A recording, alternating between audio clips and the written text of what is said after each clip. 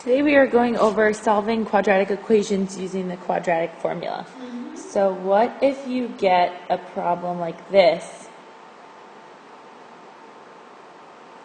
You're still going to have to put it in standard form, but now that it's in standard form and you're trying to find the factors of a times c that add up to b and you can't find anything, what do?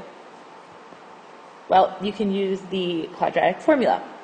So first, let's factor out a 2, so we're working with smaller numbers.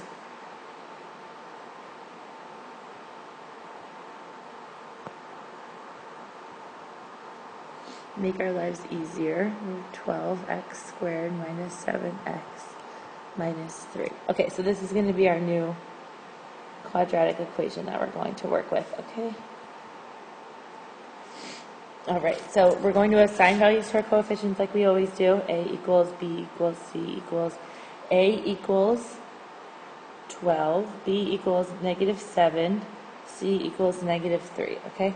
So there is a formula that we can use. It's called the quadratic formula, and we can use that to find quadratic equations that are unfactorable, to find the two roots, okay? So the formula that we have is x equals -b plus or minus the square root of b squared minus 4ac all over 2a. Alright, so we're going to plug in our variables that we wrote out over here. They're going to go right into the equation so we can find the two values of x. Okay, so we're going to rewrite the equation, but now with the correct variable substituted in. Right. I'm putting parentheses around things because once you have a lot of signs, it's hard to organize, what's going to be negative, what's going to be positive. So just put everything in parentheses and make your life easier. Okay.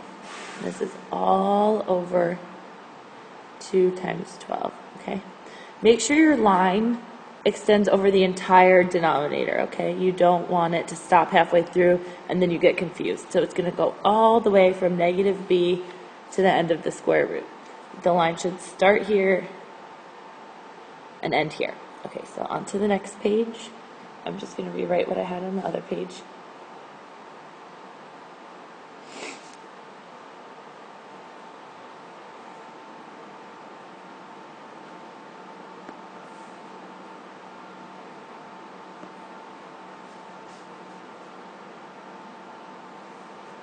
Okay, and now I'm going to simplify, go through the math.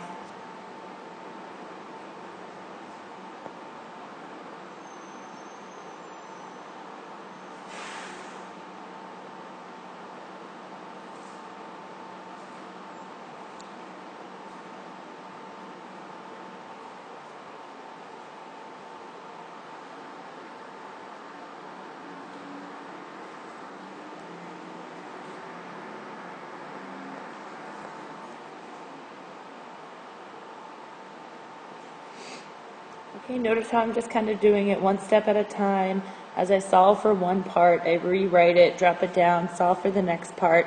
This is so I never do too many steps all at once and then get confused, okay? So now I'm left with x equals 7 plus or minus 13.89 over 24. Now this looks like one answer, right? Well, it's not.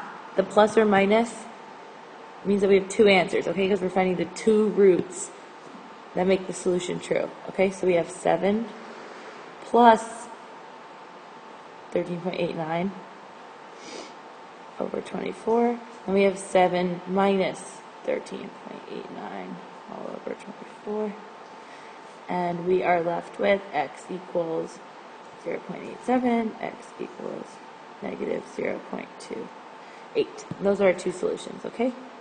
So the reason why we use the quadratic formula is because we weren't able to factor the original quadratic equation.